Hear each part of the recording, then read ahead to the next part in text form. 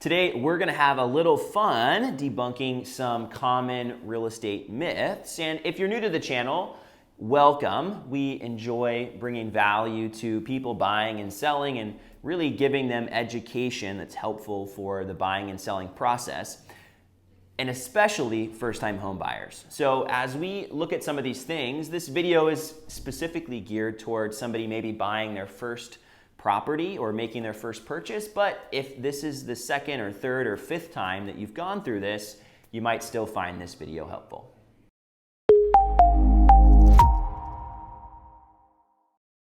Myth number one, renting is cheaper than buying. I put this one first because, well, most people that are thinking about buying their first house are currently renting a house. And this myth is maybe a little less common than it used to be, but I still think there are a lot of people that think it's cheaper for them to rent than it is to buy. And maybe it is right now. At this moment, as we're making this video, mortgage rates are at least relative highs for the last 20 years or so, hovering around 8%, which means that your monthly payment's going to be considerably higher than it would have been maybe with a lower interest rate. So yes, in some situations, it is more expensive to buy than it is to rent. And in other situations, maybe if mortgage rates drop down again into the 4% range and prices were still down as they are currently, then maybe it's actually cheaper to buy a house. There are multiple things to consider when you compare renting and buying right next to each other. One of the things that a lot of people that are renting don't know is that they are potentially able to deduct the interest payments on their mortgage from their income. So a tax benefit of owning a home. That's pretty cool.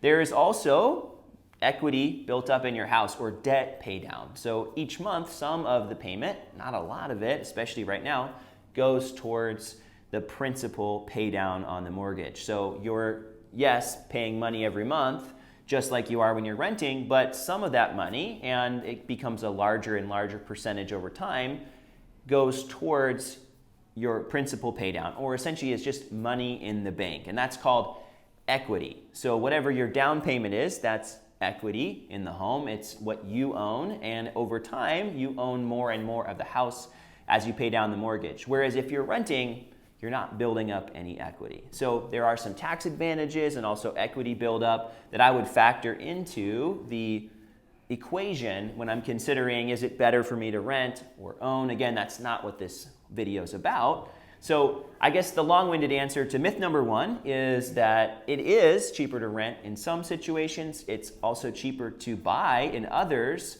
And a third, I guess, thing to throw out there is if you're comparing them side by side, I think there's maybe some more information you want to consider in the equation. Myth number two, buying a house is always better than renting. This is essentially the exact opposite of myth number one, but some people come to real estate with the assumption that I need to buy a house. I've got a job, let's buy a house. I just moved somewhere, I got to buy a house. At least for some people, I don't think it makes a lot of sense. And if you're moving to the area and you never have been here, we're in Seattle. If you're moving to Seattle, you've never been to Seattle, it might make a lot of sense to rent, not just monetarily, but you might not have any idea where you want to end up. And buying is a lot more permanent than renting. So in some situations, it makes a lot better sense to rent and do your exploring without committing yourself to a purchase. Now, yeah, if you've got more familiarity with where you're going to be and you have the means, maybe it does make sense to buy for some of the other financial reasons. But if you're just coming into it with the assumption that buying is the best option, it might not be. And another scenario where maybe buying doesn't make sense is if you don't plan to live in the area very long.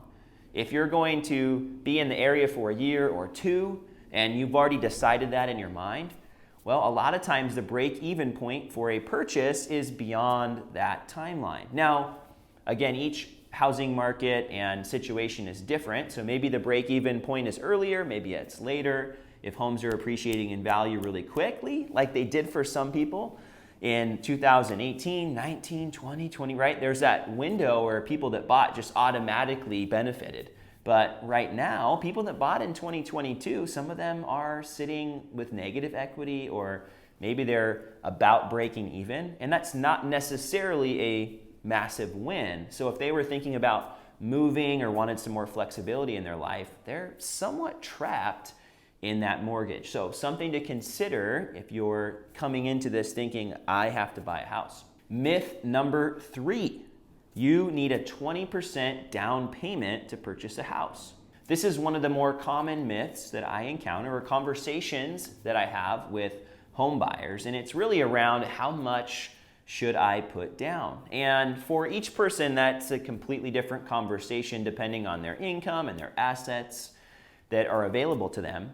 But as we're considering a home purchase, most first-time home buyers are going to put 10% or less down on a purchase. And many studies confirm this year after year. And as we're looking at what you should do, that's different than what you can do. The main reasons I think people maybe believe this myth is, number one, because there is what's called PMI, or private mortgage insurance. If you put less than 20% down on a home loan, you will have PMI. And for a lot of people, they're like, I don't want to pay this extra thing. I just don't want it. Well, let me tell you, it's not that expensive to have, and it's relatively easy to remove on a conventional loan. When I bought my first house, I put 10% down on the mortgage, and I had private mortgage insurance. Well, after 2 years, you can remove this by either increasing the amount of equity in the house yourself by putting more money down, so it has to be up to 20%, or if the property is appreciated in value and the net equity is 20% or greater, voila, it's gone. So I think over 2 years, I paid $4,500, which was at the time tax deductible, and I got my mortgage insurance off. And I only had to put 10% down versus 20%. So I was able to keep that other 10% liquid. Now, I had the 20%, but I chose to do 10%. Now, for other people, maybe they can't even do 10%, maybe 3% or 5%. There's some other loan programs where you can put even less. What I'm saying is there are a lot of options, especially for first-time home buyers. There's even assistance programs for first-time home buyers when they're considering a down payment.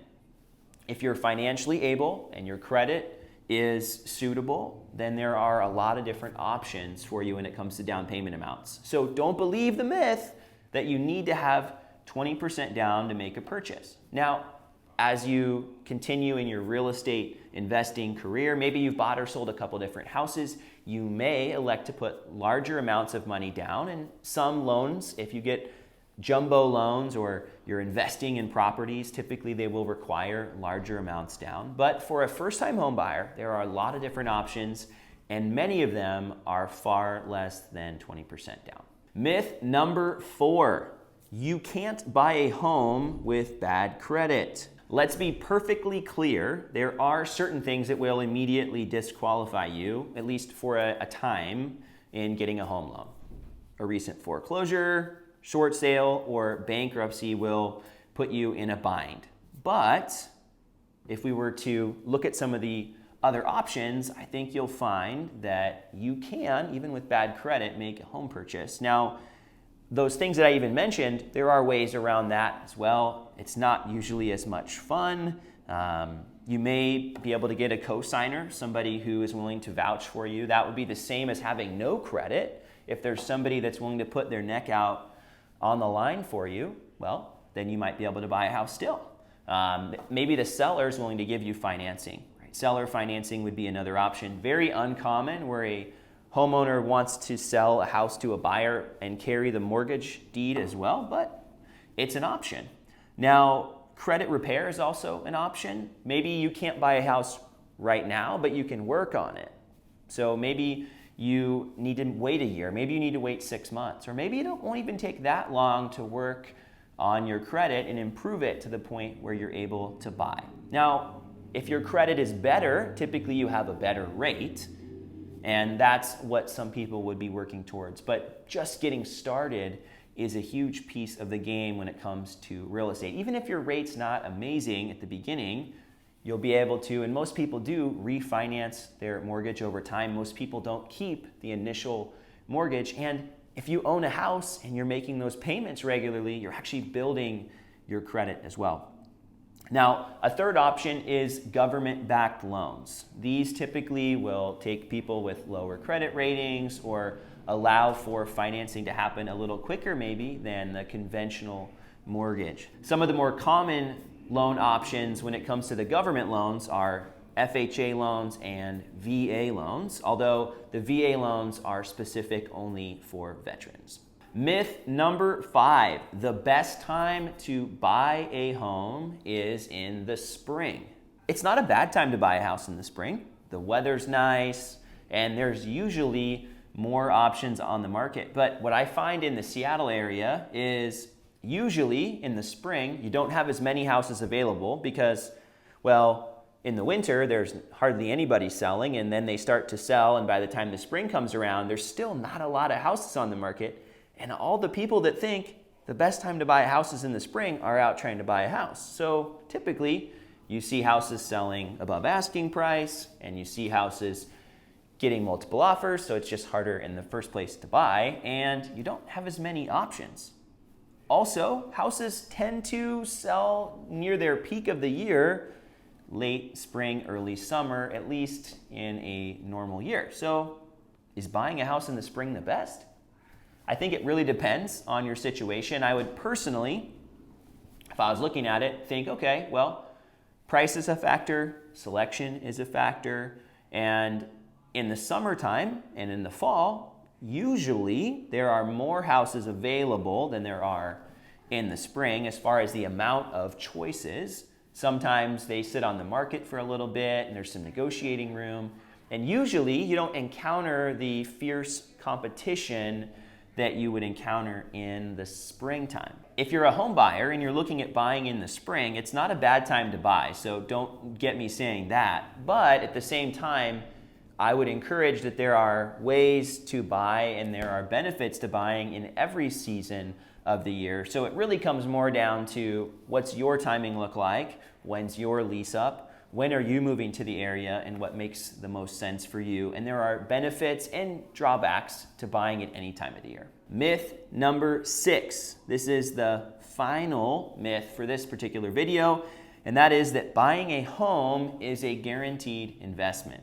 We talked about earlier that buying a house doesn't always make sense. It's not always better than renting. I think it's important to talk about the fact that real estate goes up and down in value. It's like a stock in that sense.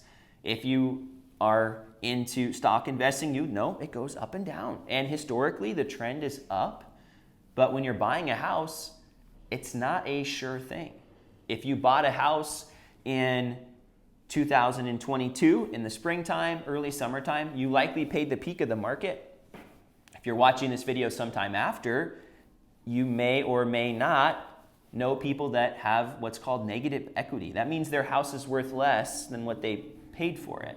Now, does that mean that they're in trouble? Not necessarily. A lot of the people that bought in 2022 have really low mortgage rates and their payments are affordable. And as long as you stay in the house and you keep making your payments, it doesn't really matter what it's worth at the moment. It's all about where it ends up. Now, does real estate historically appreciate in value? Yes, for sure. And if you're looking at local markets, it's also localized. So you have the US real estate market and you also have the local housing markets. And the Seattle housing market has historically been a good place to put your money. But it's not an immediate return. It might take a few years, it might take 10 years for you to see the benefit. Some people, if they look back at 2006, 7, and 8, and they bought a house at the peak of the market before what we look back on, at least in the shorter term, as like the worst housing collapse that we've seen, people that held on to that house for the next 7, 8, 10 years, they made out great. They sold for way more than they purchased for. It was the people that had to sell when their house was worth less that had a difficult time. So we talk about earlier on in this video about your situation and your goals and your timing. Buying a house is not a guaranteed investment, But if you hold on to it for longer, it can be a solid investment and you can have confidence in it all the same. So again, it really comes down to your timing and your goals. But if you're buying a house, you can't count on it 100%, especially in the short run. In the long run, I would be very confident to bet on real estate. First-time home buyers, or really anybody who made it to the end of this video, I hope it was valuable for you. Please show some love with a thumbs up if this video was beneficial to you. If you have questions, drop them in the comments. I'd love to engage with you. And of course, if you know somebody who could benefit from this video, please share it with them.